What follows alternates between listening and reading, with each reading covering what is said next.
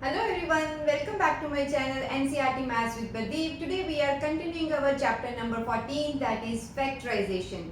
So this is the last topic of this chapter, that is can you find the error. So error means any mistake that you will do while your calculations. Okay, so in most of the cases we have seen that many students will do few common mistakes which should not be done in order to get perfect in algebra. So now let's see what are the different types of errors that you can do, and I will tell you what mostly students will do which is a wrong answer and what should be the correct answer. So let's get started. The first one is whenever we have any expression, we already know that if there is no number given, that is automatically to be taken as 1. For example, here 3x plus x plus 5x. So what will happen is when someone is doing calculations, they will feel that okay, we have number here, we have number here. Since no number is given here, so they will omit that term. Okay, so mostly students will do like this. They will skip this term because no numerical coefficient is given. So they will solve it like 3x plus 5x is equal to 8x. But this is wrong. Why? Because in most of the cases coefficient 1 is not given. Okay, so this is optional. Whenever we don't have any numerical coefficient with any algebraic term, that is to be taken as 1. So that means correct answer for this should be, we will take this as 1 here. So it should be 1x and then 5x. So 3 plus 1 is 4, 4 plus 5 is 9x. So what should be the rule? That whenever coefficient of any term is optional or is not given, that is to be taken as 1. So this is our first rule. So the second most common mistake is whenever you have to find the value of any algebraic expression and the value to be substituted is negative. In that case also mostly students will do the common mistake, that is they don't put bracket. So they will write like this, 5x and x is to be substituted as minus 3.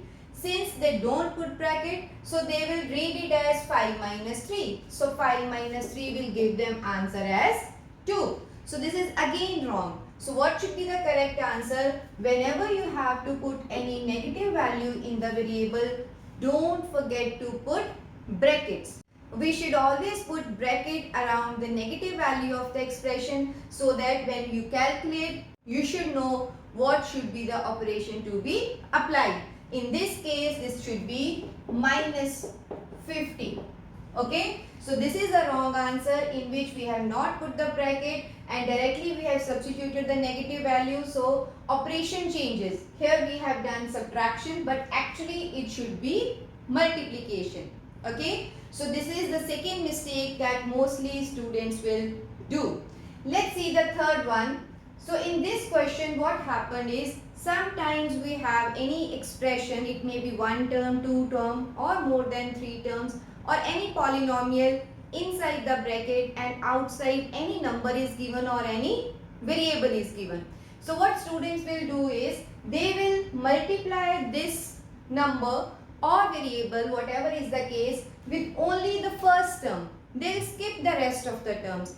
That is again wrong. So the rule is, whatever the number or variable is present outside the bracket, that should be multiplied with each term inside the bracket. Okay, so let me explain. What the student will do is, this 3 will be multiplied only with x and they will feel like okay, we have done the multiplication and rest should be done as it is. So they will write like this. Okay, so that means this 3 is multiplied by x, but this 3 they will not multiply with 4. So this is again wrong. Okay, so what should be the correct answer? It should be 3 into x minus 3 into 4.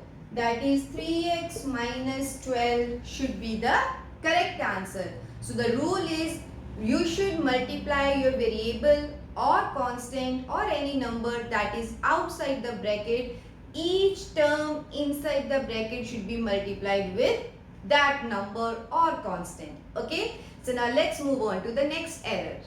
So now let's see the next common mistake.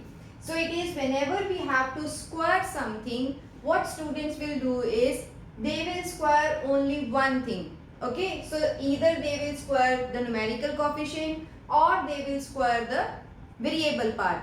So what should be the rule? The rule should be that whenever you have to square any term, you should square both numerical coefficient as well as the algebraic factor of that term. So don't square only one thing, you should square both things.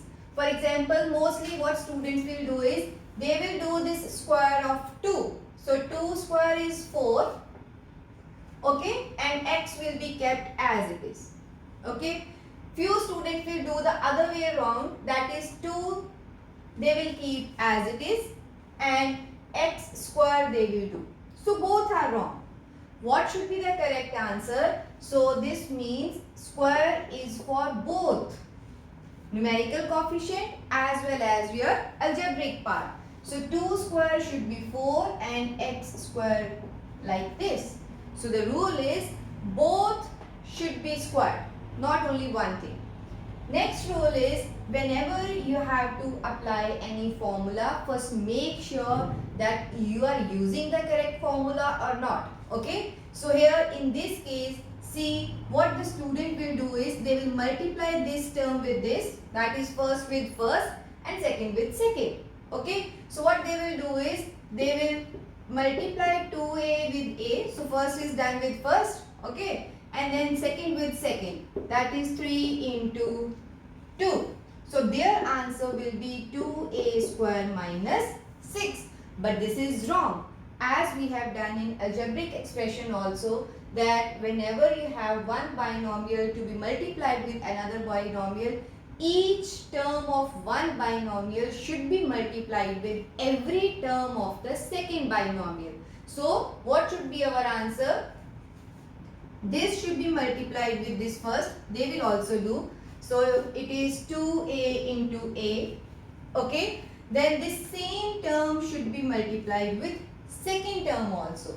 That is 2a should be multiplied with 2. So now what we will do, we will take this second term and this should be multiplied with first term, that is minus 3 into a, and then this again second term should be multiplied with second term of the second binomial. So this is 3 into 2. So what should be the correct answer? This is 2a square plus 4a minus 3a minus 6. And when you solve this, it will be 2a square. So these are the like terms. 4a minus 3a will be plus a minus 6. Okay. So this should be the correct answer. So you should not do this mistake. Okay.